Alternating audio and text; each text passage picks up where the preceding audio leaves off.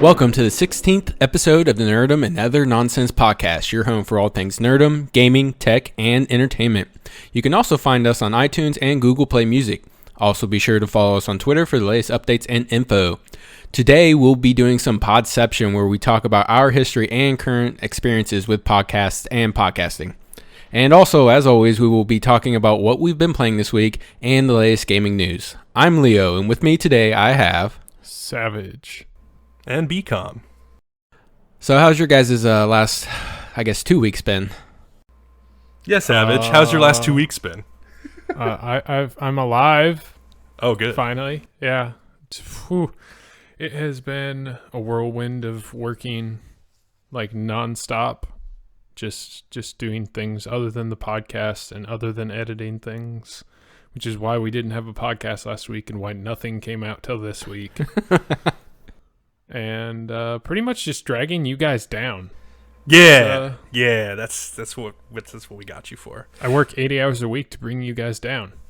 So, jeez, I mean, you drove Bcom to actually look into editing the audio himself. You forced me to actually edit audio. You freaking monster, you. Yeah, that's not my goal. It's just I'm so busy with crap right now because till the end of May, I think the first weekend in June will be the first weekend since last week that my wife and I will actually be at home for more than 4 days in a row. Oh, wow. Yeah, that's rough. So trying to get everything I need to do done here and then still working, still trying to freelance interviews, things like that. Just I want to beat my head against the table. That sounds like fun. We have several podcasts in the pipeline, though, that will be coming out soon, especially since I now figured out how to use Adobe Audition. So that's going to be helpful. I think you guys have 2 of the anime podcasts already recorded. So actually, it's 1, but 2 parts. Yeah. Because it's just 4 hours long. Yeah, it's 2 hours per part. The winter first impressions. That podcast. We somehow... Or spring first impressions. After my fuck up, we had to record it a second time and somehow made it longer. Oh, yeah. Of course it's longer. If we ever redo something, it's going to be longer. Oh. Yeah. So, Bcom, I hear you have a pretty interesting, crappy story to tell. Yeah. So, have you guys ever had your bathroom get, slightly dirty and you're like, I should clean this, And then you're like, I can go a little bit longer without cleaning this. It won't be that bad. So you let it go a little bit longer, and then you're like, oh, wow, this is, really a mess. I should really clean this, right now. But you're kind of too disgusted to clean it. So you're like, nah, I'm not. I'll leave it a little bit longer. And then it's, a month later, and it's, a fucking horror game in your bathroom. You're like, Jesus, the designers of Outlast 2 should come look at my bathroom for inspiration. Oh, that's good. And so you wind up at Home Depot with your dad for a completely different reason. We were buying hanging flower baskets for his house, and I'm like, we need to go to the cleaning aisle, Dad, because I need to buy literally all of the cleaning products. So I bought rubber gloves and a huge bristled brush with a big handle to really get in between the tiles and clean everything out. I bought microfiber cloths and cleaning solution, the whole works. And I come home and I sit this Home Depot bag in front of my bathroom, and I'm like, shit, I still don't want to do this. I'm going to play video games instead. That's what my life is like right now. So in other words, if you go over to Bcom's house, don't use the bathroom. Yeah, don't use my bathroom. No, use the bathroom and make it worse. Thing is, I have one bathroom that's really clean. It's just, this is my bedroom bathroom, and it's I can't be bothered. Effort. So yeah, that's my week. What's your week been like, Leo? Just work. Now, since it's summer, I have to mow the yard, which is a pain because it just takes away from my gaming time, And I saw that when you get back from mowing the yard, your cat just sits on the chair instead of you, just like a cat always will. I saw a picture of that anyway. Oh yeah, I put that on Twitter. I'd done everything but clean my bathroom that day. Also, I had swept and mopped the house. I had done some more yard work. Then I mowed it, and then I did some shopping for like house supplies and stuff, like needs, not wants. And then like I finally take my final shower for the day, and I go to sit in the living room, and those two little furry hairballs are right in my seat, and I'm just like, why? You guys didn't do anything all day. I saw you guys supervising me from the window while I mowed. That was the best you guys did. Look, that took a lot out of them. Like, they were really, like, trying to help you there. I love the idea that you need to be supervised to cut your grass. But that's it. That's all for me. I got nothing. All right, so what have we been playing this week? How about we start with Savage? Lots of real life simulator. It's a pretty subpar game. It's free to download. I wish there was a money cheat for that game. It'd make it so much easier. Yeah, if they had a money cheat or just like a way to uninstall the game. Well, I have let a bad me tell you, suicide there joke is for this. one way I know of to uninstall Real Life Simulator, but let's not go there. And then besides that, some LOL, which stands for League of Bugs, because it is terribly, terribly buggy right now. So, been playing League of Legends, and there's a stupid bug that, for whatever reason, since I use two monitors, if I move my main monitor's on the left side, my secondary monitor's on the right. If I move my in-game cursor, which is on my main screen, if I move it to the right, it'll actually leave the game's border and go off screen. So if I'm trying to like click to the right or something, it will just automatically like, oh, we're going to close out of the game, and then I die and we lose and it sucks. And Riot needs to fix it. So anyways, what have you been playing, Leo? Well, like always, I am still playing Destiny. But And so this am week's... Yeah, I invited Bcom to get on and play with Kyle and I, and we were just going to do the Nightfall this week, which has the Daybreak thing on, which your super recovers super fast. Man, we had a blast playing that. We went through it on all three of our characters, like super quick. Yeah, which is something I never do. I never do that. Like, so this was ridiculously fast. And it was... Also, on a quick side note for Destiny, I've uninstalled again. Yay! Good for you. Jesus Christ. Yeah, but anyways, it's with the solar burn, and what I think our fastest time was when you and Kyle ran Hunters with Celestial Nighthawk and Golden Gun. You ran the Golden. We waited till you put on your Celestial Nighthawk until we got to the very end, and then we ran into the room, and you guys both shot him, and he was down to a quarter health. So after I unloaded my rocket launcher into him, and then just like finished him off with a quick fusion rifle shot, we were done. Like the ads couldn't even spawn quick enough. It was insane. It was so good. Yes, I like how they've been throwing these different modifiers into Destiny, because it's like a freaking video game. We've done it the normal way for like 3 years now, so might as well make it more fun. Yeah, that's some of the most fun I've had on that game, and the quickest I've ever done Nightfalls, and probably the easiest one ever. Like I even switched to my Warlock, and I did my Void class instead with the Obsidian Mine.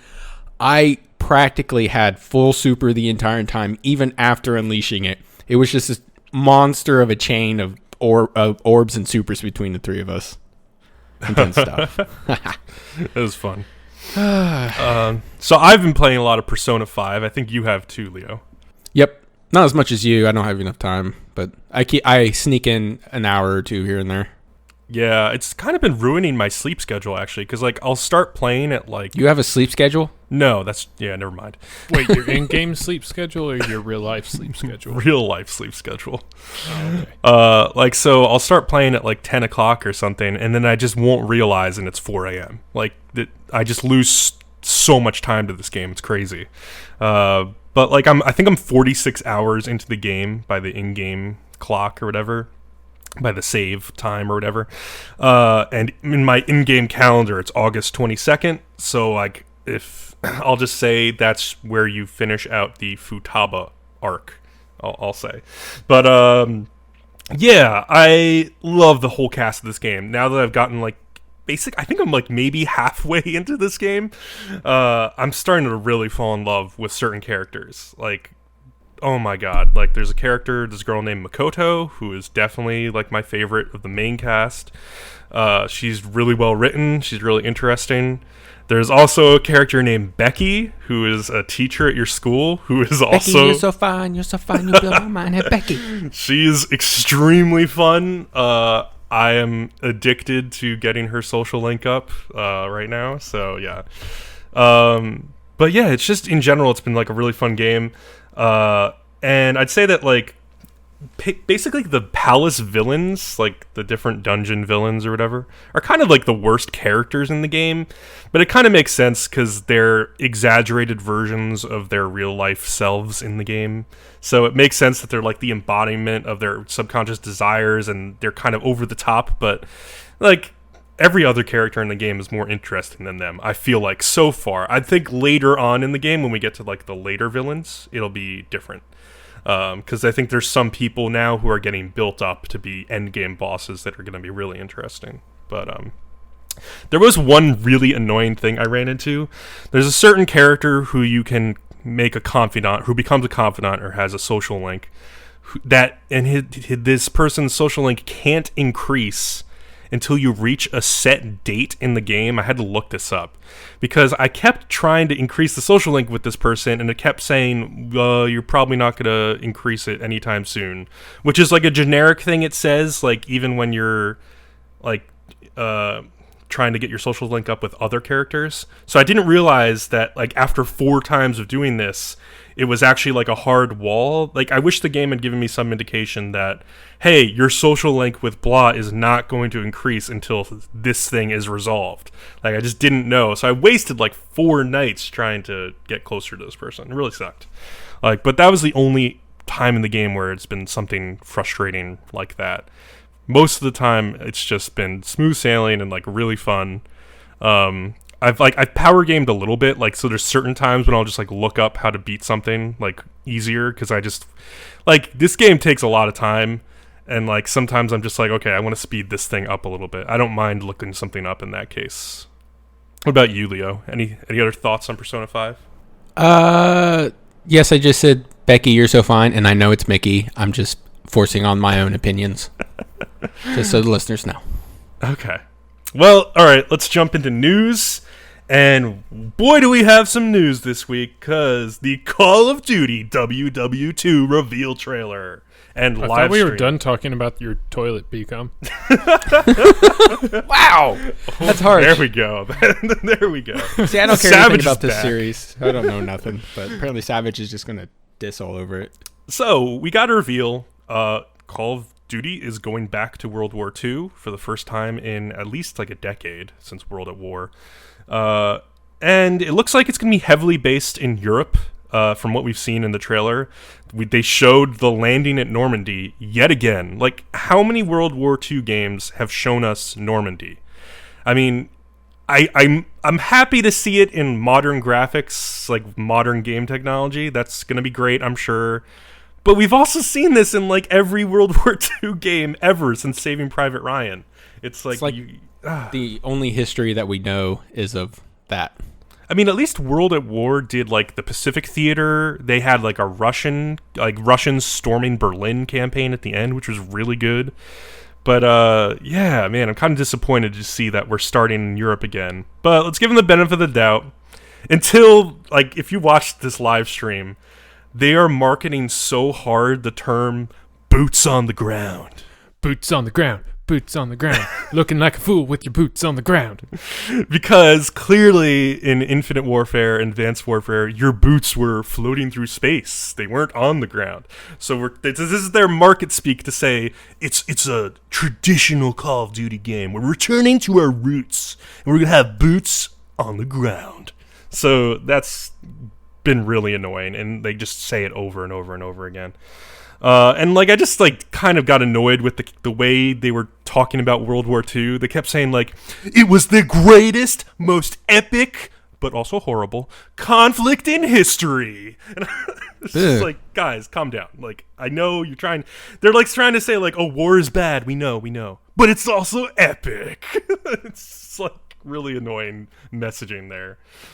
Technically, doesn't this make Activision war profiteers? I wish they could see my face right now. I just made at that. Okay. I mean, that's how this comes off. Like, they're literally just making money because something awful happened. Well, they made a big point to say that they're trying really hard to honor the history of the people who fought in this war. But I also was reading like one of the articles that came out after this, and somebody was like, yeah, there's been 90 World War II movies since 2010. Like 90 movies set during World War II. So we honor the people from this war constantly. So yeah, at a certain point, it's just like, yeah, we're trying to make money off this World War II thing. Yeah, that's true. But anyway, it looks like it's going to follow a tank brigade called the Fighting First in France. It seems like it's the same group of guys from Call of Duty Big Red 1, if anybody remembers that game. The protagonist is a Texan named Red Daniels, and he has two superior sergeants who are kind of at like butting heads with each other because one of them really believes in putting his men before the mission. He just wants to get all of his men back home alive at the end of this battle, or this war. And the other sergeant says anything goes, mission before the man. Like, we just have to do whatever it takes to finish the mission. And apparently those two philosophies are going to butt heads a lot throughout the campaign. The game begins sometime just before D-Day, possibly like training in America or in England before you go over. And it follows the Allies as they fight their way through Normandy all the way to Germany. So it's basically going to be like the American theater of the war, the British-American Western Front. So I took some notes from a Game Informer article about the multiplayer. Part of the multiplayer ecosystem revolves around a mode known as War, says the Game Informer article. So there's going to be like Axis versus Allies battlegrounds that place players in two sides of a conflict, such as in Normandy, where, like, say, one side of the multiplayer game is trying to storm the beach, and the other side is trying to defend the bunkers. That sounds pretty cool. Another big innovation that they're making, I call it an innovation, but it's kind of going back to, like, how old multiplayer used to work, is you will not recover health or ammo passively in this game. So you can't just, like, get hit and then hide behind cover and then get all your health back. You actually have to go to a member of your squad, like either like a medic or somebody else who has health packs, and get them to heal you or give you ammo or covering fire to help you get back on your feet. So that's kind of interesting. It's a little bit more realistic than typical Call of Duty. It's very Halo 1-esque. Yeah, for sure. Which I liked about Halo 1. I mean, yeah, I don't know. Looking for also, so if you want co-op outside of the single player campaign, there's going to be a separate co-op campaign with its own story, so that's interesting. And Portal 3. Portal 3. Yes, that's exactly what it's going to be. I think they're also bringing back like Nazi zombies and stuff you would expect, but like JFK with a shotgun. Woo! Like with every Call of Duty game, it's going to be a huge package of a lot of content. It kind of just all comes down to whether they deliver on the main campaign, and then if the multiplayer is a good feeling multiplayer. So we'll have to wait and see. But I'm definitely more interested in this Call of Duty game than anyone since Black Ops 2, maybe? I don't know. It's been a while. I just have no interest in this. Yeah. I'll It's just probably me. buy it because I'm a sucker for World War II. Same, yeah. I kind of just want to see what they do with the campaign. Like, I really enjoyed Battlefield 1's short vignettes about World War I events, so I'll probably go back and get this. Yeah, and the thing is, if I want just like a bland, like, easy shooter, then I'll go and play like a Call of Duty or something like that because it's so straightforward. And if you play in hardcore, it's a lot less complex and competitive than like Halo. Oh yeah. So Or if I want to Destiny. just like kill time as a shooter and not play like super competitive like Overwatch or Halo, then I'll play a Call of Duty or some crap like that. Yeah, it really depends if my friends are going to buy it, because like I have friends that are playing Overwatch, friends that are playing Destiny. Like I already have shooters that I can go to, so we'll see how Call of Duty sells. I mean, Call of Duty is always the best-selling game of the year in any year that a GTA doesn't come out. But yeah, among my friends, it's gone downhill recently. So I'll be your friend, boy.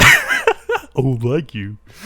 All right, let's move on. Wow. Short bit of news: PlayStation Plus games were announced for May, and they include Tales from the Borderlands and Abzu on PS4. I only listed the PS4 games because that's all I really care about. Even though I have a Vita, I just download whatever they put out for Vita and never look at it again. But Tales from the Borderlands, I'm kind of interested in. What were you going to say, Savage? At this point, they don't make any actual like first-party games for the Vita. It's pretty much just indie developers, right? Yeah, pretty much. Yeah, it's well, there's some. Yeah, no, there's not many first-party studios that have made a game. There's like third-party studios and stuff. I was watching the kind of funny Game Over Greggy show this past week, and they had Lorne Lanning, who's like a big indie developer on there, and he was talking about. Well, he ranted about how he thinks Switch is like not going to succeed for indie developers, but we can get to that another time. Oh, that's interesting. Okay. Yeah, if you care about that, it's like a 45-minute discussion about why indie developers won't survive on Switch. But he was talking about how like the Vita just like it's kind of a platform, but it's only really for indie developers at this point who just want to be on Vita, not anything else. So okay, but Tales from the Borderlands is probably the most like highly rated Telltale game that's come out since the first Walking Dead season. So I'd been interested in playing that, but I never wanted to actually buy it. So this works out well for me. Yeah, I'll have to pick up Tales from the Borderlands also. So that looks pretty good. And I did pick up Abzu when that came out, and that was a really short but like great experience with a freaking phenomenal soundtrack by Austin Wintory. So if you've ever wanted to scuba dive with a bunch of really cool looking fish, you can do that in this game. All right, next piece. Resident Evil 7 Not the Hero DLC is being delayed beyond spring 2017. Yeah, the director posted a video, and he was straight up front about it. He just basically said, it wasn't up to the same level of quality as the main game, so we're going to keep working on it until we get it right. Yeah, Here's the gist. I appreciated the transparency from the devs and like the producers of the game here. It's like, hey, we actually almost finished this on time, but we wanted to go back and make sure it's like really worth your while. Which Resident Evil 7 was so freaking good. Me and Leo raved about that game when it came out. So. Oh yes. So I'm happy to just see them trying to make the best thing that they can. I'm totally willing to wait for that. Sounds good to me. Mm-hmm. Yep, and it looks like our next bit of news is Jackbox Party Pack 4 is going to be released in fall of 2017. Yeah! So, like 4 or 5 months away, which means I'm going to be out like $25. Yeah, the only game that they've announced so far that's going to be part of it is Fibbage 3, so the third version of Fibbage, which I think the difference was like there's now like 10 response options instead of like whatever there was before, and also like the audience can participate. If you have an audience on like Twitch or YouTube, they can participate. So yeah, I love the Jackbox games, so that's insta-buy territory right there. Yeah, they're just so consistently good that I would always buy that. I'm surprised, Savage. I didn't know you liked this game. I love them. It's like you talk about it all the time. Next bit of news: if you haven't bought it already in the past like a million years, the original StarCraft Brood War is now free with patch 1.18. And this is in light of StarCraft Remastered being announced, and which is coming out this summer, which is going to be really interesting. I think I will definitely buy that because I haven't played StarCraft since 1999 or something. So. I actually have an interesting history of StarCraft. StarCraft is probably my first quote-unquote gaming marathons. Like, I was skipping meals to keep playing this game. Oh, it's so good. It was so amazing. And like, but before this, because it's a real-time strategy game, but before this, I was playing Command and Conquer, which was awesome also, and the original Warcraft also, when it was still on RTS. Oh man, I should go back and play Warcraft actually, because I never played Warcraft, and it's obviously a legendary game at this point. Oh wow, that's interesting. Yeah, I should really go back and do that. Though it'd be cool if Blizzard did a remaster of Warcraft, or just did a new Warcraft game in general. That would be really cool. People are always constantly looking out for that. I'd already buy it. Even if it was looking pretty bad, I'd still have to pick it up and try it out myself. Related to the StarCraft news, there's a funny little bit. There's a South Korean presidential candidate named Moon Jae-in who released 2 free StarCraft maps that he made himself that spell out his name in the minerals. Wow. Just to support his presidential campaign. This is how different Korea is from the United States. Well, they have such a huge gaming community. It's probably kind of smart. I mean, StarCraft is huge in South Korea, so yeah. I don't know. That's pretty awesome, though. I think that was Hillary Clinton could have used a little bit of that. What could Hillary Clinton have done? Could she have put out a custom Halo map or something? Maybe some Fallout 4 mods. Yes. Where we all can run around as Hillary Clinton. And Bill Clinton. And Chelsea, maybe. See, that would be awesome. See, she would have won. Yeah, she totally would have won. You need to use the right strategy to reach the millennials. Yeah. There you go. This was my favorite piece of news. Oh, really? Because I was getting ready to say Savage needs to talk about this one. Yeah, I'll talk about He's it. our Halo guy. All right, yep, so I am the Halo guy. Halo 5 director Frank O'Connor and 343 Industries boss Kiki Wolfkill, which is an awesome name, by the way. They apologized for the shitty Halo 5 campaign. Sorry, those are my words. Basically, they said that the campaign was a disappointment to a lot of people because it didn't have enough Master Chief in it. I don't think that was the only problem with the campaign, but it was a big problem. And they said that, we realized the way that we marketed this game, we hoped it was going to bring surprise, but for some fans, and certainly fans of Master Chief, it was a huge disappointment because they wanted more Chief, and that has been a big learning for them. And they also reflected on the botched launch of the Master Chief Collection. Kiki Wolfkill saying that it was a really tough time at 343 because they were trying to gain the respect of Halo fans after turning it over from Bungie, and that did not help them at all because the launch of Master Chief Collection was an unmitigated disaster in about every way. So wasn't there there was a lot of problems with the multiplayer, was that right? Yeah, you literally couldn't connect to other multiplayer games at all. It's still pretty unplayable. I actually just reinstalled it. I when I deleted Destiny, I installed Master Chief Collection. Smart move. That's how much I want to just keep playing Halo. There was also problems playing co-op campaigns. There's all sorts of connection issues with it, and it still has issues to this day. Yeah, man, that's so sad. But yeah, I was just interested to hear that they admitted that the Halo 5 campaign was a disappointment, because I remember playing through Halo 5 co-op with Savage and our other friend Black Dragon, and they are 2 of the biggest Halo fans you will ever meet. And I'm a pretty big Halo fan, but only from the video game perspective. I didn't read any of the outside books like these guys did. Same thing. And we're nerds. Yeah, they're nerds. So they're they were very into Locke and all those characters and that lore. And I was just yeah, but this game kind of sucks, guys. I don't know. We fought this freaking what is the final boss of Halo 5? I forget what his name is. The stupid dude. Who stupid dude. Because you fight him 6 separate times, and it's we've done this 5 times. He keeps reappearing. Technically, the final boss is Cortana, who you don't kill, who summons the Warden. Oh, Warden yeah, Eternal. It's the Warden Eternal. Yeah, and you fight him eternally. It's so annoying. I will agree. That is kind of a very poor mechanic. But the actual story behind Halo 5 was probably better off as so Forward Unto Dawn was the prequel movie to Halo 4 that tied Halo 3 into Halo 4. And that worked really well for getting me pumped up for Halo 4 and introducing these new characters God, what's his name? I'm blanking right now. Either way, Sally. it doesn't really. Wait, you mean Locke or No, this is Halo 4. Halo 4. I can't remember the guy's name.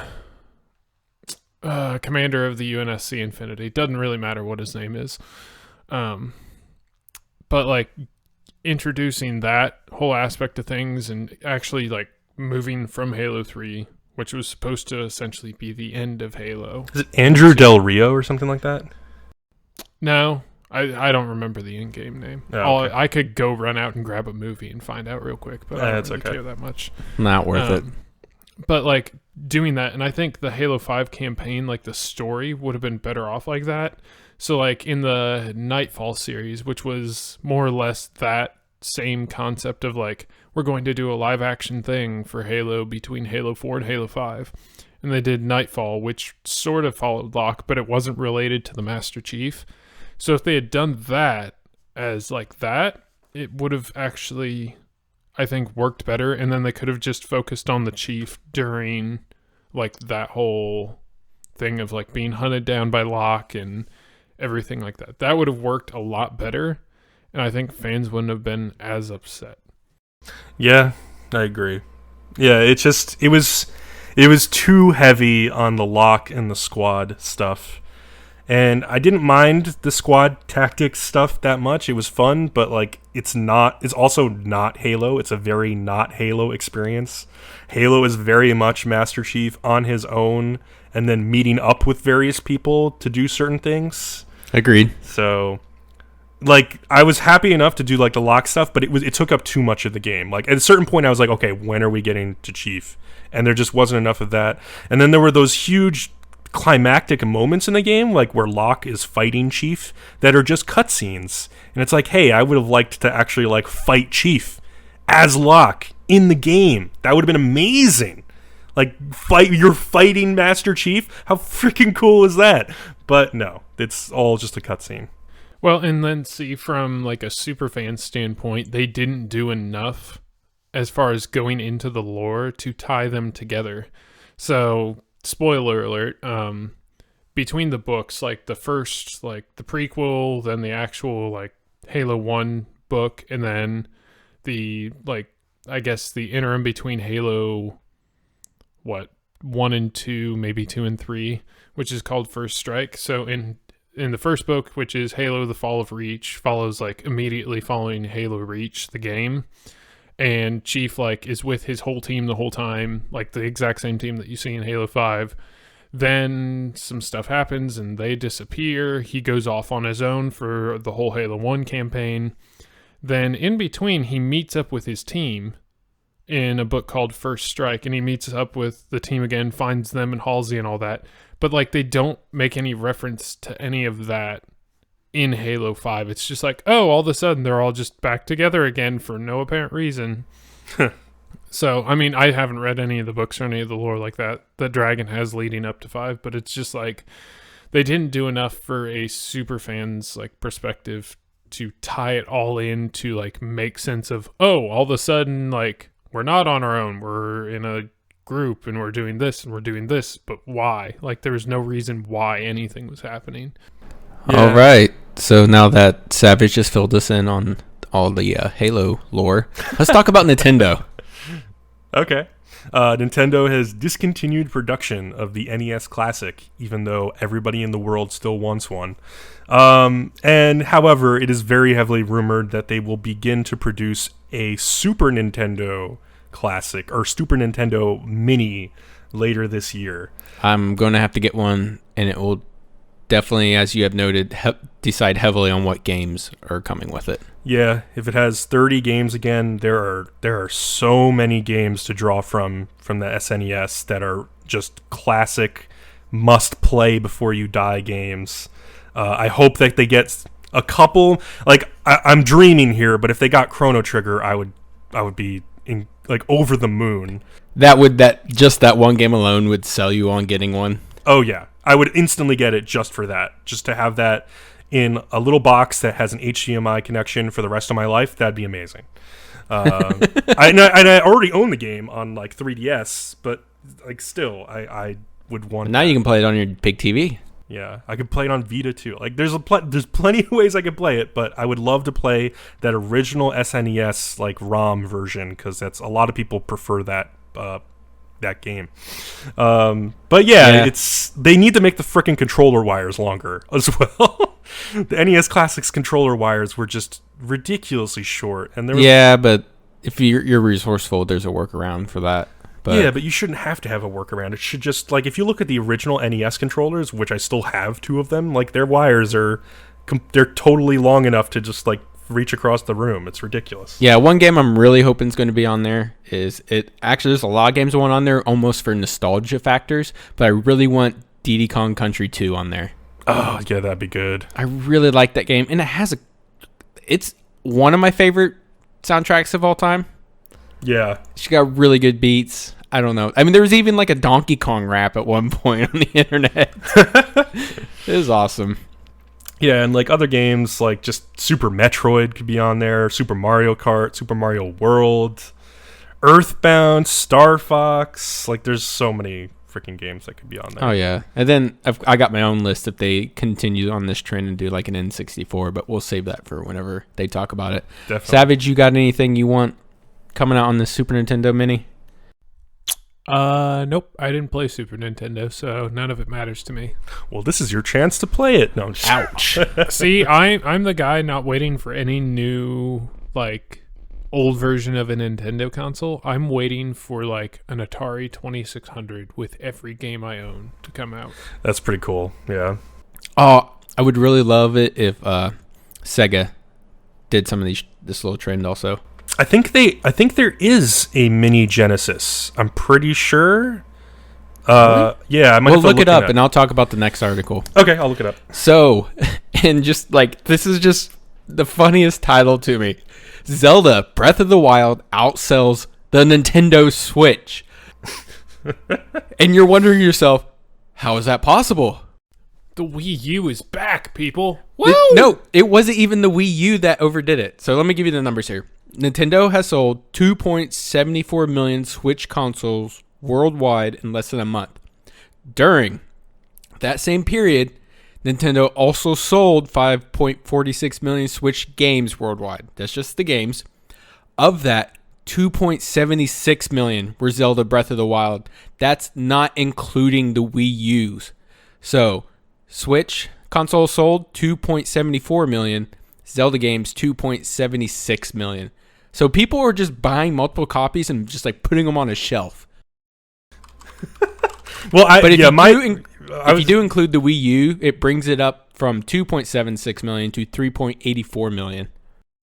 Yeah, That's absurd. My theory for this mostly is that people could not get a Switch because it's been so constrained. Like, so they bought Zelda thinking, oh, I'll be able to get a Switch, and then they still haven't been able to get one. I agree with you that, and honestly, for collector's purposes, I see people still having copies of this in the plastic casing, and then they have the one that sits in their console. Yeah, or they bought like the special edition as well to have it sit on a shelf or something. Yeah, quite possibly. But that's just unheard of from that I've ever heard. Yeah, a greater than 100% attach rate is ridiculous. On a launch system. It's insane. I wonder what the Halo and Xbox was then. That's a really good question. Well, it was really... Because Halo 1 really didn't come out at launch for Xbox. Combat Evolved. And that's a whole different topic. Also, the Switch is Nintendo's best release of all time. I'm not sure if you guys saw that, too. It's selling faster than the Wii. You know why, right? Because people who play Nintendo are idiots that will buy anything Nintendo does. That is the it's real because reason. They had Zelda Breath of the Wild. That's also why. That's basically why. Yeah, a new Zelda game will sell consoles. That's true. Oh yeah, not just a new Zelda game, but like a very, very amazing new Zelda game. Like very much worth buying the console for. As far as the Zelda game go, it was groundbreaking for its own franchise. Yep. So that's interesting. I also saw just today that Nintendo released like a financial report saying that they expect to sell 13 million Switch by next April. So we'll see if they meet those numbers by then. So I guess they're expecting a very big holiday Christmas sales. Yeah, so they better have some kind of E3 planned. Like they better announce, well, first of all, they have Mario coming, so that's going to sell units alone, but they better announce, like, Virtual Console coming back. Like, they still haven't put Virtual Console on the Switch yet, which is ridiculous. Well, they also need to obviously ramp up production of the freaking thing. That's what I was about to say. I was like, who cares about the games they're going to put on it if they can't produce enough? It's not going to matter. The question is, are they going to produce 13 million by April? If they do, they'll probably sell every one. Yeah, that's a lot of foam for the controllers. All right, so moving beyond gaming, we have a quick new movie news section. I saw one piece of news in particular that got me really excited. M. Night Shyamalan revealed that his next film is going to be called Glass, and it's going to be a sequel to both Unbreakable and Split. And then that's when I went, he did Unbreakable? I love that movie! Yeah, it's one of my favorite movies of all time. Samuel L. Jackson plays a villain named Mr. Glass. He's unbelievable in it, and Bruce Willis does a really good job as like this very reserved like performance of a superhero. It's probably the most realistic, down to earth superhero origin story movie that you'll ever see. And I just love that movie. I could watch it over and over and over and over again. So yeah, I've never seen Split though, but apparently in Split it's revealed at like near the end of the movie that it's in the same universe as Unbreakable.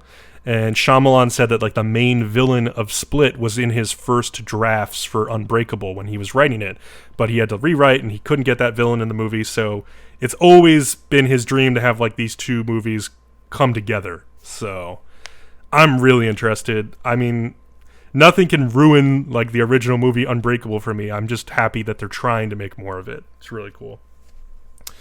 Why don't you cover this next piece of news? So was it Fast and Furious 8 that came out this week, right? Yeah, Fast 8 or whatever it's called, yeah. Yeah, but they're announcing that... Oh, yeah, the Fate of the Furious, sorry. But the Fast and Furious 10 is supposedly supposed to be the last in the franchise, and I think we all agree with what you wrote, which is, I'll believe it when I see it.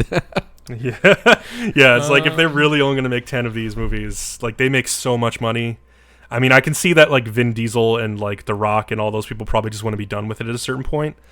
And there's just probably not much more story you can milk out of this franchise after a couple more movies. But yeah, but if each movie is going to keep making money and breaking records, they're going to obviously keep making more. Or they're going to make something very similar. Like, yeah, they're going to reboot it or something. I am proud to say I haven't seen a single one of them. Oh, come on. Don't say you're proud. There are some really good movies in there. Like, the first one is really good. Tokyo Drift is literally the best movie ever made. I will fight anyone. What? Tokyo Drift is the best movie ever made. Oh, we need to say this for a good debate topic. No. This will eventually go from Fast and the Furious to Shuffling and the Sleepy before this franchise ever pitters out. And I would say Fast and the Furious 5, whatever that one's called, is also really, really good. See, everything I've heard from all my friends who go and watch these movies is you have to watch the first 5 before you like it. Those people are liars. No. Those are liars. I'm not going to watch 10 hours worth of movies just to get me to like 3 more movies. You just have to not like true at all. You just have to like cars going fast with explosions. So what your friends are saying is that they like when it turned into an over-the-top action series. But I liked it long before that. I liked the first movie, which was literally just a down-to-earth, like, street racing movie. Yeah. Like, with, like, interesting, like, personal relationships and some over-the-top stuff, but, like, in much more toned down than, like, nuclear submarines chasing after your car. Like, so, yeah. And then, like, Tokyo Drift was an interesting return to that, except it was set in Japan, which is why I liked it so much, and pulled a lot on Initial D and drift racing and stuff. And then Fast 5 is where it starts becoming a crazy, over-the-top action series. Yeah. Yeah, they're just basically pitting riders against riders, seeing who can write the most over-the-top, ridiculous thing about a car going fast. That's all it is. So anyway, speaking of like over-the-top ridiculous movies, I saw the Kingsman: The Golden Circle trailer came out. It's the second Kingsman movie. The first movie like kind of caught me off guard. Like I saw, I think it caught everybody off guard. Yeah, Because I just went to the theaters because I was like, it looks halfway interesting. Because I'd like to go on like a Saturday if I'm. Because at one point in time, I didn't work 7 days a week, but I'd like go at like 11, and I was like, I was in the mood for like action, and it was kind of a spy movie, and I was like, this looks cool. Let's go watch it. Dude, I walked out of that theater. My mind was blown. I was like, that was nowhere near as good as I was expecting. It came out of nowhere, and I feel like a lot of people had the same effect. They're just like, where was all the hype for this?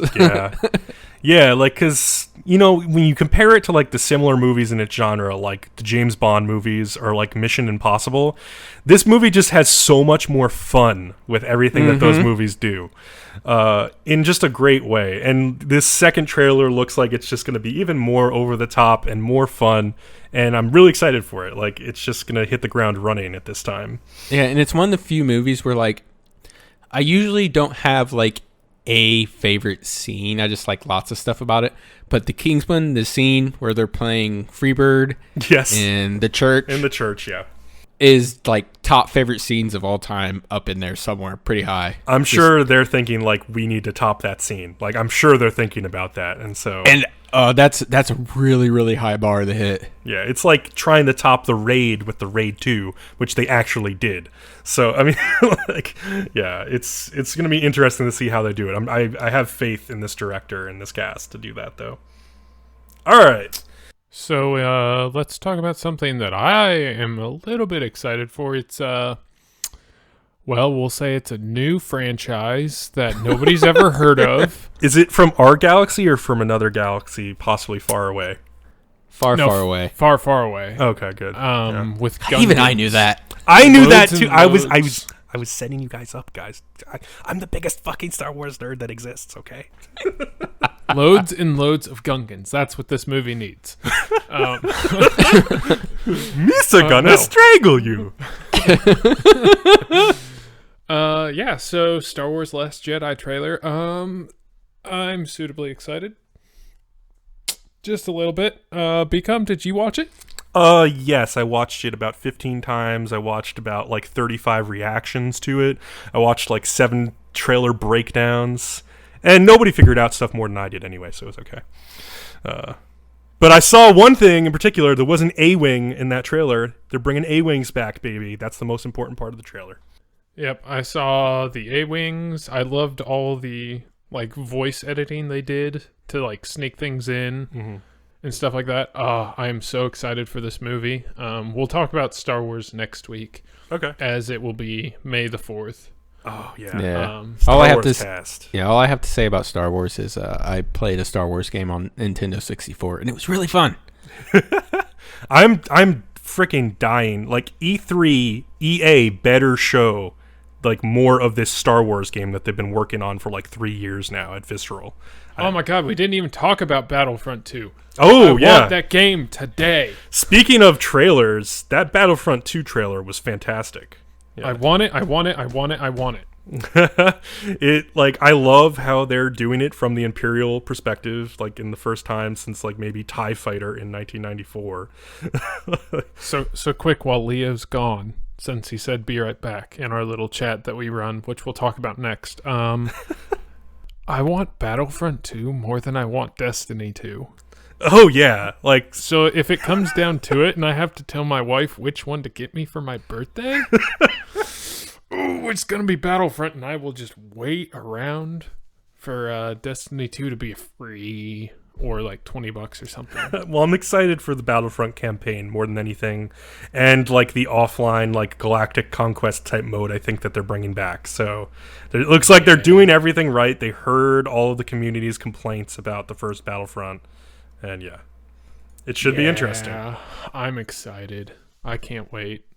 And they're bringing characters back from like the prequels too. Like Darth Maul is in this game. Little blasphemy Yoda jumping all over the place with a lightsaber, which is really stupid, is in this game. I agree. I can't wait to play this game. I didn't play the Battlefront that DICE released. That was just a load of garbage. No. but I have reinstalled Battlefront 1 and 2 on my PC. Oh, nice. I think I still have those installed at some point. So what you're telling me is we're going to do some gameplay stuff, Bcom.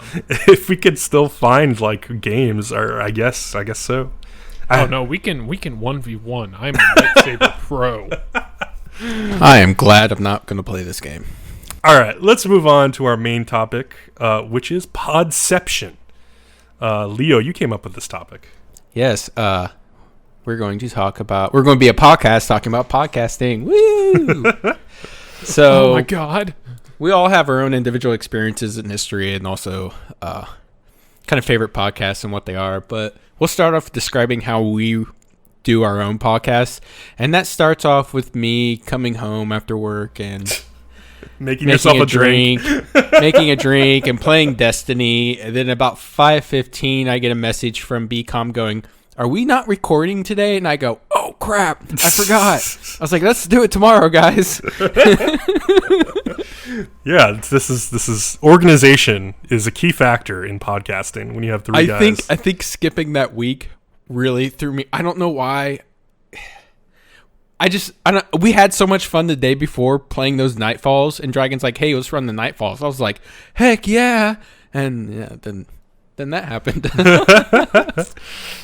But really, how we do it is we all do our own individual recordings with Audacity, but then we continue to communicate with each other with Razer Comms, which is surprise suggested by Savage.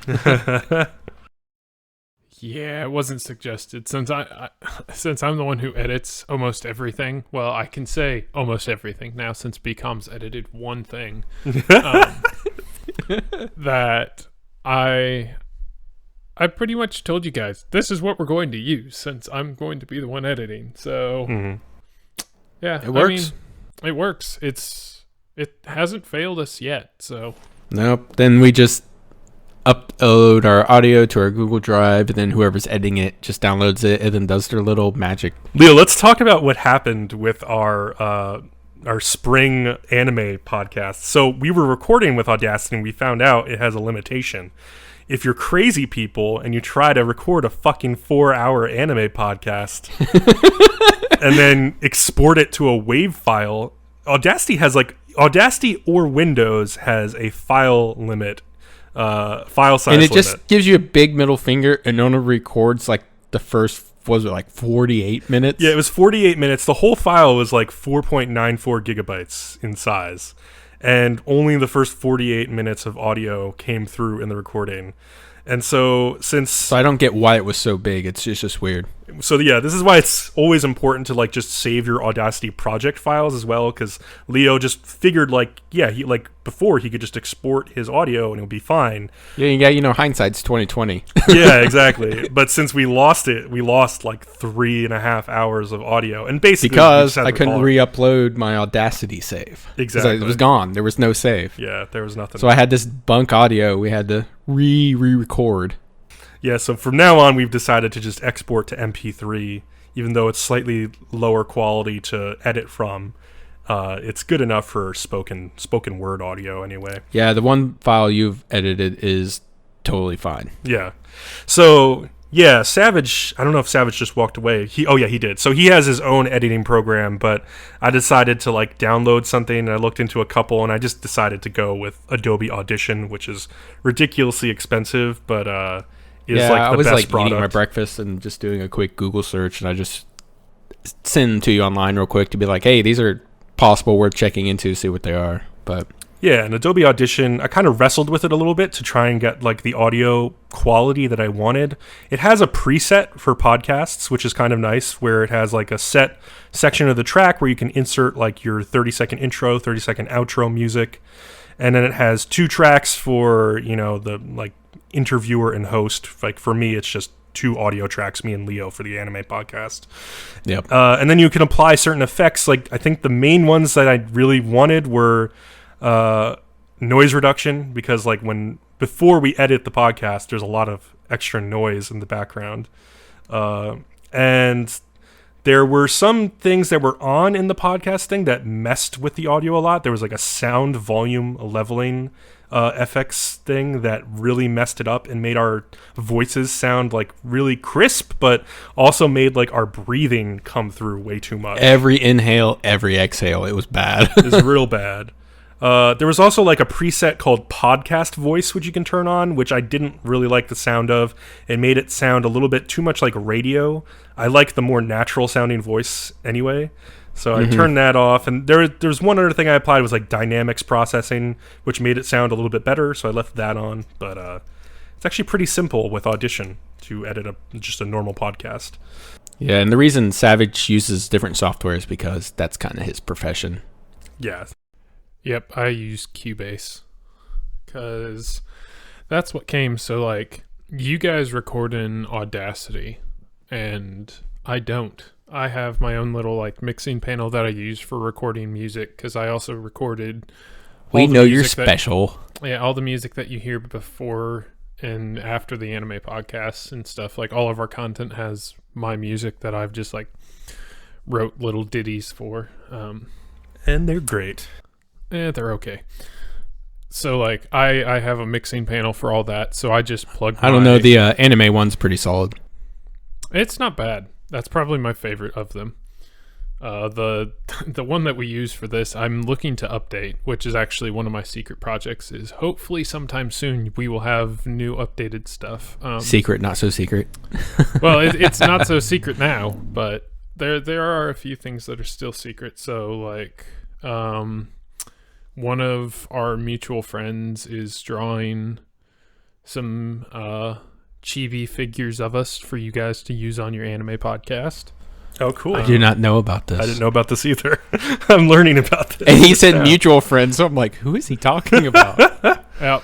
And, yeah. So we're getting chibi drawings of both you and...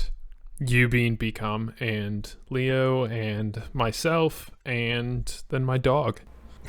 Perfect.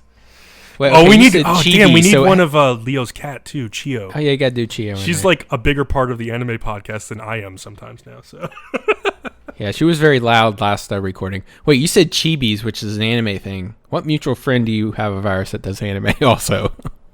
That is a secret. Oh, but man. she is also going to possibly do some chibi drawings of our Halo characters. Oh, okay, to cool. use for this podcast as well. So, man, I haven't updated my Halo character in forever. Well, all right, so update it anyways. Yeah.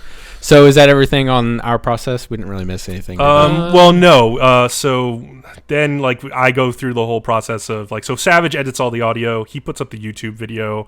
And then he also puts up the final edited audio on our like Google Drive, which I then download and then re-upload back to a feed burner, basically, which puts it out to iTunes and Google Play and all that fun stuff. And that's like the basic final step in the whole process.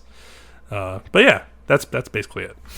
Yeah, well, and if we want to get technical with how I create the videos for YouTube and stuff, if it's the anime podcast, I use Windows Movie Maker because there's no like visual to go with it. It's just the like just logo, flat black screen pretty much the whole time with our title and stuff, and all that stuff I do in Photoshop. But if it's our normal podcast, which is this one, and we have gameplay footage available, depending on if we've recorded any for that week, which we try to, I will go and I'll edit in Premiere and I try to cut, and then like every 15 minutes when the commercials on YouTube play and stuff, I will automatically cut back to like re-establishing shot of like, this is the title, this is what it is, blah blah blah, who's in it, so on and so forth. So yeah. Oh, I guess we skipped basically our Google Play doc, which is our whole script for the thing. Yeah, it's our whole outline. I do a lot of work on those mainly, and then Leo and Savage add a lot of stuff afterwards, basically. I add stuff? Oh, yeah, never mind. Savage doesn't add anything. Savage once upon a time, used to add things. I remember those days. I've done it for the one episode that me and yeah. Leo did when you were gone. That's true. And- that was an amazing And that Google Doc, one's actually. the one where I basically took Bcom's role and did everything, and then you just added a thing or two. Yeah. No, I don't add anything. And then if I add anything, it's literally like me just joking around. going through and just like typing crap right before we record. But then also while we record, I don't know if you guys talked about it. Do you talk about how we have Razer comms up so we have like a physical chat like with Yeah. keyboards and stuff? Yeah, I threw Yeah. that out at the beginning. It's nice to Okay. have. Yeah, Yeah. because we also do that in the Google Doc. Yeah, we type a little too much while we're podcasting. Yeah, At so least I do, for sure. I don't know. I think always it helps with the edit- flow. Yeah, no, it but I helps. edit out all of our keyboard types because otherwise it sounds a little bit like this. Yeah, see, I did not do that for the podcast that I edited, but hopefully there's not too much typing in there. It shouldn't be too bad. It's not that bad. So, all right, moving on. We all, at some point, had a reason to get into looking for podcasts. And then also, what was your first podcast that you got into? Savage? My first podcast I got into was probably the Rooster Teeth podcast. And why? Why? I've been a long-time fan of Rooster Teeth, so I watched Red vs. Blue from season 2. Mm-hmm. So I've watched that show since then, and then like just knowing that they started making more and more content, and then I was like, oh, well, now they're doing a video podcast. So I haven't listened to the podcast when they did the audio, but ever since they've gone to video, I pretty much watch it every week. So to me, it's more like a community thing. So the RT podcast really doesn't talk about anything like specific like we do. They don't do news or anything like that. But it's just kind of like hanging out with a group of friends online, all watching a video. So it's kind of fun like that. The only podcast Rooster Teeth does that's similar to ours used to be The Patch, but The Patch has been canceled. I really liked The Patch a lot, too, actually. I love The Patch, and it's very noticeably part of our inspiration for our podcast. Mm-hmm. So they're supposedly bringing back The Patch in a different format. Under a different name. Was it really popular? I think so, yeah. Well, then why did it get canceled? I don't know. It just wasn't like... It was popular, but it wasn't... Like, the format wasn't the greatest for doing stuff, and it started to move more towards, like, talking about people's personal lives and stuff like that, like podcasts sometimes do, and not so much, like, now they're trying to make it very much, like... Focused. Here's what's going on in gaming. Yeah. Here's the news. Here's things like that. Because it's on the Nose YouTube channel. I appreciate that, yeah. So, I mean, I get almost all of my gaming news from the Know or Kinda Funny or obviously like Let's Play community channels. So I would say... Oh, you finish up first. yeah, I was gonna say I'm not like you guys. I don't like read a bunch of articles and stuff. I'll like go through and read them on the link dumps, Mm-hmm. but I don't take the time to go through and like sit there and look and research articles. If it's on a video, I'll just like get a quick brief overview of it, and then if it's something I'm interested in, I'll research it. So Right. I'm having a hard time thinking about like the first podcast I got into.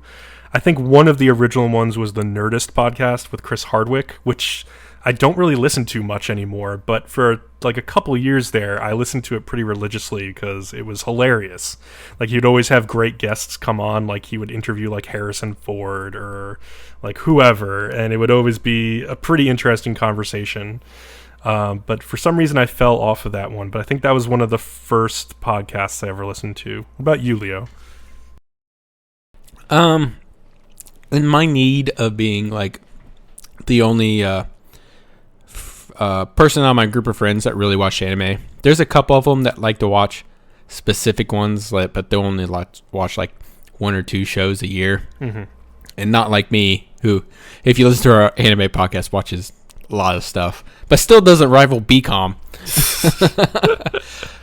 Yeah, I need another outlet to listen to other people talk about anime and stuff like that, and I ended up stumbling upon the AAA podcast known as the Anime Addicts Anonymous podcast, and they like to cover. Their main topics usually involve Japan or anime in a way, but then they also have their own like review system. But what I really wanted to talk about, it was basically episodic shows, each episode one after the other. And as far as I know, I have not found any anime podcast that does that, which is kind of why Bcom and I do our anime podcast the way it is. Yeah, it kind of fills a little bit of a niche that is out there that nobody is doing right now. So yeah, they don't take one show and they discuss each episode at a time. I mean, there's somebody who does like one show, but they don't do like what they think are the top, in our case, top 10 best shows of the season. Right. I mean, you could find like YouTube like short form reviews of episodes, but they're typically pretty bad, and not just one group who does this. Yeah, no, it's like one person likes this one show or something, and they'll talk about it. I think Anime Addicts Anonymous was one of my first podcasts that I started really listening to a few years back, because again, like I was not into anime at all growing up. I had friends who were really into it, and the problem was that they liked anime that I didn't like. Like, they liked Naruto, I was not into Naruto. They liked Dragon Ball, and I was just like, this is kind of stupid. Like, and it goes on forever. And so I never got into it. But later on, I finally got into anime of my own accord with shows like Cowboy Bebop, and then like later Chihaya Furu, and like Ping Pong the Animation, like all these weird shows that are like really great that do something that Western shows don't do. And so I wanted to find a podcast where people would talk about that, and that was the first anime podcast I found. Yeah, and then suddenly found this whole new community who was all about, being seasonal and stuff like that. Yep, it's really interesting. Yeah, but just breaking into the next part, you listed a couple more anime podcasts. Just go on with that. So I have a big list of my favorite podcasts. I'll start with the anime ones. So yeah, Anime Addicts Anonymous was the first one I started to listen to regularly. I also listened to the Ancast, which is basically like the Anime News Network's cast with Zach Berchi and Jacob Chapman. They do a really good job of covering stuff from like an insider's like industry point of view.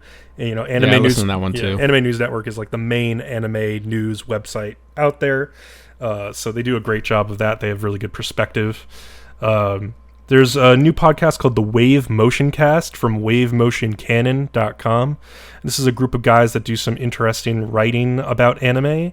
And they also translate some Japanese interviews that are really interesting with directors or artists and animators. So I would highly recommend going to their website and checking those out. And then Anime Summit is another fun one I have. It's just like four guys shooting the shit about anime. It's probably the funniest anime podcast out there, I would say. It's not funnier than ours. Come on, man. Well, I don't want to toot my own horn, but no. Those guys have good chemistry, though. I enjoy listening to them. What about you for anime podcasts, Leo? I'd also like to quickly just throw out like Anime World Order. They've been around a long time. I don't know. I just really like them. They're easy to listen to, whatnot. And then also Otaku Spirit, who do their best to cover everything, and they're really good too. Yeah, they out of everybody else do try really hard to cover like every show, which I admire because that's a lot of work that they do. Yeah, even like a show that was like, I don't know, 2 seasons ago, they will go back and be like, all right, we finally got to watch it. This is what we think. So that's cool of them. Mm-hmm. All right. I have a bunch of gaming podcasts that I listen to. Oh, we're not going to ask Savage about his anime podcast? No, I don't think Savage listens to anime podcasts. Hold on. There's one I watch occasionally. Is there a Rooster Teeth anime podcast? There is. Of course there is. It's called the Fan Service Podcast. Oh, well, there you go. Yeah. It's not bad. Awesome. It works for me for like, because I have to listen to you guys when I edit your anime podcast. The way you said that, because I have to listen to you guys. Yeah. So like I like to go and occasionally watch the Fan Service podcast just because they have some guys on there who aren't into anime, sort of like me. Like I know so you what relate. It is. Yeah, I can relate to it and be like, okay, so like just give me the gist and things like that. Because I have one of my brothers is like touching his toes into anime. He doesn't want to get fully into it, but he like Naruto, things like that. Like he's inching his way into it. But Oh, well, if you would like to suggest a good podcast for that, you could suggest ours. 'Cause we have a top 10 list for each season now. yeah. I mean, he's not much into podcasts, but Yeah, that makes sense. Yeah. yeah, He could just skip to the end. decently well. That's true. But yeah, no, other than that, I don't watch or listen to anime podcasts. All my podcasts are fairly specific for what they are, so. So for gaming, I've kind of like fine-tuned the gaming podcasts I listen to because there are a lot of them out there. And I still listen to quite a few, but I would say the best, most focused, consistently gaming podcast is Rebel FM with Arthur Gies, who's like an editor at Polygon.com. And he has like a regular crew like Mitch Dyer, who used to be at IGN. He might still be at IGN, I can't remember. Anthony Gallegos and Matt Chandronnet. And they're just incredibly focused, and Arthur Gies is extremely knowledgeable about games going back a long time. Like his memory, I just admire. He's always able to pull like, oh yeah, Gears of War 2, you remember this part where blah blah blah happened? I was like, God, I don't remember anything that happened in Gears of War 2. Are you kidding me? So it's really interesting. He has a really good perspective on the whole games industry and reviewing. The Giant Bombcast is my favorite go-to, but it's really long form, and a lot of it is like side tangent conversations. So if you don't like that, I mean, I can understand. If you don't like talk about wrestling, I totally understand. But like the Giant Bombcast and then the East Coast version, the Giant Beastcast, are two of the best consistently. I also really like the Easy Allies podcast. These are the former Game Trailers guys who made their own YouTube channel and Patreon. And the thing about them is they're always extremely positive. They're rarely like overly negative and cynical about stuff. So if you want to break from like the cynicalness of Giant Bomb and some of the other gaming commentators out there, these guys will be fairly positive. They also do a podcast called Frame Trap, which is another long form one. Every 2 weeks they do. Both really good. And then let's see, Vice Gaming. These are ex-Giant Bomb people, Austin Walker and Patrick Klepek, and then ex-Idle Thumbs person, Danielle Riendo, who they have like more of like a social and politically nuanced view about gaming, I would say. It's sort of like a millennial type view of the stuff, I guess. I don't know. It's hard to characterize what it is, but they're like Austin Walker specifically is like an extremely interesting guy to listen to. He always has really interesting takes on current games, and their podcast is very short usually. It's like a easy to digest one.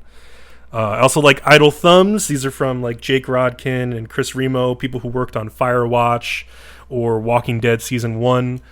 So they are always like interesting to listen to on like the writing side of video games. They also did a spin-off podcast at one time called The End of Mad Men, where they just did podcasts about each episode of Mad Men in the final season, which were really fantastic to listen to. If you ever want to go back and listen to somebody talking about Mad Men, which was a fantastic show, those are cool. And then just finishing out like mainstream gaming podcasts, there's a couple of podcasts I listen to on Twitch. Typically, there's the Co-optional podcast, which I'm sure most people are familiar with like Total Biscuit and Jesse Cox and all those people. I've listened to that for years. They're really entertaining. The Super Best Friend cast is really fun and entertaining to listen to, and they cover a lot of topics, including anime and comics and stuff as well. And like Jesse Cox does a couple spin-off podcasts. There's one called Cox and Crendor that is like a variety like type morning show, like a comedy morning show that they do every once in a while. And they typically do like a PAX East panel every year with that too. It's just goofy and fun. And Jesse also does a Star Wars canon book club podcast, which is like this hilarious attempt to try to chronicle the insane amount of lore that Disney is dumping on Star Wars fans right now. Some of which is good and some of which is, not so great. So like he's drowning in it. Yeah, he's like trying to cover all these new books as they just keep flooding out. And it's interesting. He's really into it, and the other guys he's doing it with are really into it as well. It's fun to listen to them. Especially their post Force Awakens like podcasts were really great. And there's another Twitch podcast, Drop Frames, with JP McDaniel, who goes by ItMeJP on Twitch. Co-Carnage and Zeke are his co-hosts, and they typically do a 2-part podcast where the first part is about some issue with Twitch, and like they typically have a guest talking about their Twitch channel. But the second part is typically about gaming news, and I like their coverage. They're pretty funny guys. And that's it. I listen to most of those podcasts, like if not all of them, like every week. I mean, honestly, some I take a break from every once in a while, but I listen to a lot of these as I'm doing other stuff for gaming. Yeah, Right. I'd recommend all of them. Yeah, so as far as podcasts for me, I don't miss a single episode of pretty much all of these except for one. So I watch the RT podcast every week. Usually I watch a lot of these. I prefer video podcasts rather than audio, just for the most part, just because I enjoy like just watching something. So I usually watch the RT podcast while I'm laying in bed or something. And that one I could watch it live as a first member, but I don't, which is like their paid subscription service. Yeah. So I don't watch it live just because I like watching it like at night. And same with the Off Topic podcast, which is the same thing, but it's for the Achievement Hunter channel on YouTube. So that podcast is hilarious because they have their whole set, like for the whole podcast, is a bar with like 8 or something like beer taps and all kinds of nice. all kinds of whatnot. So like they're just sitting at like a bar table, just talking and goofing off. So for me, I love watching it because crazy stuff always happens. Like what happened in this last week? So they got a master sword shipped to them in the mail, like an actual sword, Like legit, like forged. like legit, like forged metal. Wow, that's pretty fucking sweet. Yeah, there's a different show that they do called Achievement Hunter Weekly Update, which has now become Achievement Hunter Weapons Unboxing, because now like part of their show is like opening fan mail and stuff like that, and people now are just sending them weapons. So that's entertaining to watch, but that's not really a podcast. So then I watch. Occasionally, I'll watch the Dude Soup podcast, which is Funhouse. Another YouTube channel through like the Rooster Teeth Let's Play community. I'll occasionally watch some of their stuff. I'm not as big a Funhouse fan as like Achievement Hunter or something like that. And then one show I've recently really gotten into is Kinda Funnies. I guess it's a podcast, but it's not really a podcast like as far as the name. Mm-hmm. It's like an 1.5 hour long thing where their whole thing is 4, sometimes 5 people come and they sit down. Each of them bring a topic to talk about, and then they talk about it. Yeah. So like I would call it a podcast, but they don't really advertise it as a podcast. It's called the Game Over Greggy Show. And they eventually put the whole podcast out, but they typically break it up over the week into shorter, like half-hour long videos. So if you only want to listen to like one part of the topic, you can just listen to that one video. And they're all former IGN employees. So, then let's see. Rounding out my Rooster Teeth stuff, I watch the Always Open show, which is, again, they don't advertise it as a podcast, but it's a podcast where they just kind of talk about like fan submitted questions, things like that. So that's another one I like. And then one of the ones I would definitely recommend to Bcom specifically is the CinemaSin Sincast. I have heard of that. Yeah. It is so good. Like, What's that about? Essentially they discuss movies both like past and present. So anything and everything as far as cinema is concerned, because their YouTube channel is essentially like they go out, they watch a movie, and then they tell you everything wrong with it and just nitpick at movies for fun. Oh, I see. I would really like that too, which you'll shortly find out about my podcast. Yeah. So the CinemaSin Sincast is amazing. I absolutely love listening to it. And then whenever he puts out an episode, he hasn't in a while, but I don't know if you guys have heard of Alton Brown. Yeah, I've heard of him. Yeah. It's from Food Network and various other places. So he has like a cooking podcast where they discuss everything from like recipes, cooking, things like that, to like the personal lives of celebrity chefs. So that one's just like a personal thing because I love food and I love to cook. So I just listen to that one for fun. That sounds good. I might check that out. These next two are some that I think Leo and you would both really like. The first one is still entitled The Adam Savage Project, which Adam Savage, former Mythbuster, now has a show or has a channel on YouTube called Tested. So he still does all this stuff. He has things like One Day Builds, but this is the podcast where he sits down with two other guys from the Tested channel and they discuss everything like what's new in science and entertainment and things like that.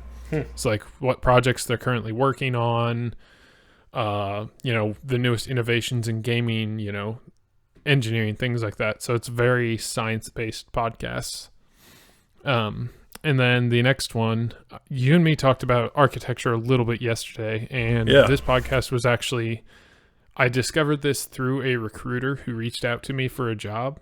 I don't know how we got on the subject, but we started talking about podcasts, and he pointed this one out, and it's called 99% Invisible, which is an architecture podcast, which discusses how 99% of art and architecture is really the things you don't see unless you actually know what to specifically look for. You're only seeing the 1%, but 99% of what's actually there was very carefully planned out and done a specific way to get it to work and to get it to look a certain way. Cool. So looking at things like that, I love that kind of crap. So You mean just so that it looks nice and pretty, but then also it's functional. it has to obviously be able to hold itself up. Yeah, so they did and a whole the ingenious podcast stuff they on- do to make something curve a certain way and stuff like that, right? Yeah, so they did a whole episode on shipping containers. Interesting. How it's so influenced the ports in San Francisco and things like that, where it's just it's part of the architecture of that community, but it's also very practical and functional. So it's one of those things that it's weird to hear the stories they tell, but it's also after you listen to it, you're like, oh yeah, makes sense. Now I'm going to look at things differently. So I just wanted to mention I had 3 podcasts that I forgot to mention because they're not part of my gaming and anime podcasts, but just miscellaneous other things I listen to. Dan Carlin's Hardcore History it doesn't come out very often, but when he does put out an episode, it's typically 4 or 5 hours long, and they're extremely well researched podcasts about typically events in military history. There's one he did on the Mongols and their empire that was really eye-opening, and there's one that he did on the Eastern Front of World War II, which apparently Call of Duty knows nothing about, called Ghosts of the Ostfront. That was fantastic. I would really recommend listening to that. Also, Radiolab is probably the best produced podcast, period. It's always just a variety of interesting topics. other than this one. Oh yeah, other than this one, clearly Savage does a better job than those Radiolab people. You damn straight. It's just extremely high quality, interviews with people and weaving a story. Always great to listen to. And then also, if you're into basketball, but you're also kind of into stats in any sort of way, sports statistics, Nate Duncan and Danny LaRue do this Dunked on Basketball podcast. These two guys are scouts that met covering the Golden State Warriors, journalists covering them. But they break down everything, games around the entire league, and you will learn way more than you ever wanted to know about what actually goes on in a basketball game strategy-wise from these guys. They also do really good breakdowns of the salary cap and potential trades around the deadline and during the off-season and during the draft. So if you're really into basketball, Dunked on Basketball, it's great. All right. Well, rewinding back to gaming podcasts, there's actually only really one I listen to, and it was formerly the Planet Destiny podcast, but now it is called Destiny Community Podcast. And guess what? They just talk about Destiny the whole time. Oh, you mean our podcast? Yeah, no, not like them. No, they put us. It's not even measurable, but it's hosted by a bunch of very well-known, if you're known Destiny community people who you want to go to for your information, like best weapon rolls, vendor rolls of the week, and best strategies for whatever the perks are for whatever. But the hostess names are Patrick Casey, Holtzman, Tefty Tef, Briar Rabbit, Mrs. 5000 Watts, and Pope Bear are these main people. And they're just super bunch of fun people to listen to. They are heavily in the Destiny community. They are the go-to for everything. So if you like Destiny, if you've never heard of these people, look any of them up. They're all great. They're all super great. Do you guys have anything like movie-wise or anything you listen to by podcasts? I used to listen to something called, well, there was originally a Screen Rant podcast, but then the people moved on from Screen Rant, and then they made a podcast called Total Geek All, but it seems like they haven't put out anything since December, so I liked those people, but I would say the only other thing I kind of listen to that's not really a podcast, it's on YouTube, is the What the Flick Show, part of like the Young Turks network. They do movie reviews that are really solid. Generally trust their positions on movies that are coming out, but that's about it for movies. Okay, well, I got two good ones you really need to check out.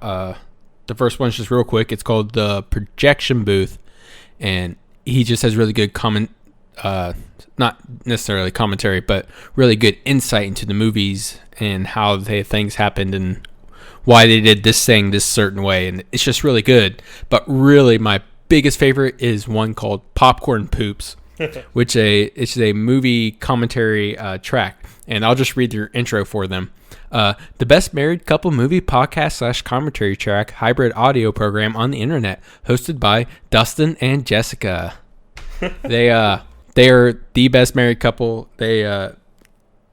It's a commentary, so you can play this over as you watch the movie, and they will point out, and this is also like partial to degrees, is like movie production and all this fun stuff. And it's like you're almost literally sitting in the room, and they will start to like crack one of themselves up, and then you just get stuck in it too. There's this one of my favorite episodes, the one where like Dustin's talking about how he was in Japan, and he's a little bit bigger guy, but like in Japan, some of the toilets are like set in the floor, so you have to squat on them. But you couldn't squat properly, so he had to take his pants off. And Jessica just starts losing their shit, and I'm losing my shit too. And I was at work, and I'm fucking laughing and crying, and people are looking at me like, "What is wrong with you?" Because it was so funny. And like I said, it's a commentary, but I was listening to it standalone at work, and it's just totally great, especially with movies I've seen before, because I'm just like, yeah, I totally agree with you. What? I didn't notice that. They did that for what? It's super, super good, and I'll just put this out there. Dustin has he's like the white Barry Manilow. It's insane how smooth and deep his voice is.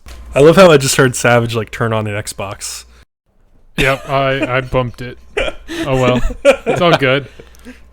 Do you guys have any other podcasts you'd like to mention? I only got one more. I think I've covered everything. Yeah, I mean, there's more podcasts I've listened to, but I've named all my favorites already. Yeah, all right. I think I've named everything I have time to listen to. All right. Well, my last and one of my top favorites is called The Cracked Podcast, and it's basically a news website, but their basic intent is to be as absolutely true as possible. They research things into the dirt, and if anything's slightly suspicious, they just won't even report about it because they're like, we're not sure. Or if they do, they're like, this is what it looks like, but this thing also says might not. But their podcast is really great because they do it's their titles just gives them away, like commonplace ideas invented more recently than you think. And if I just scroll down a little bit and I get like 25 bizarrely specific ways movies get reality wrong, and they just go through movies and like how they do things wrong, and then like next time you watch that movie you're like, man, that's so wrong, it almost ruins it for me, and like why modern people might have the worst sex lives ever. And they legit back these things up, and I love all this stuff. And they have one of my all-time favorites, which was one where they did quantum mechanics, which is just I don't remember which one of our podcasts I talked about it on, but I love that stuff. It is super awesome. Here's just another random. Jafar is Disney's Moses, secretly heroic villain. And like they will back this up, and like you'll come out of the episode convinced that they are right. That's pretty great. But But that's the last one I got. Do you guys have? Is that the end of it? You have any other podcasts you recommend to our listeners or anything like that? I would just say the quantum physics talk reminded me of Neil deGrasse Tyson, who has his Star Talk podcast, where he usually has like a comedian with him, and he'll talk about science, and sometimes he has a guest on to talk about like astronomy or physics or some other type of modern science stuff going on. So that's always a good listen.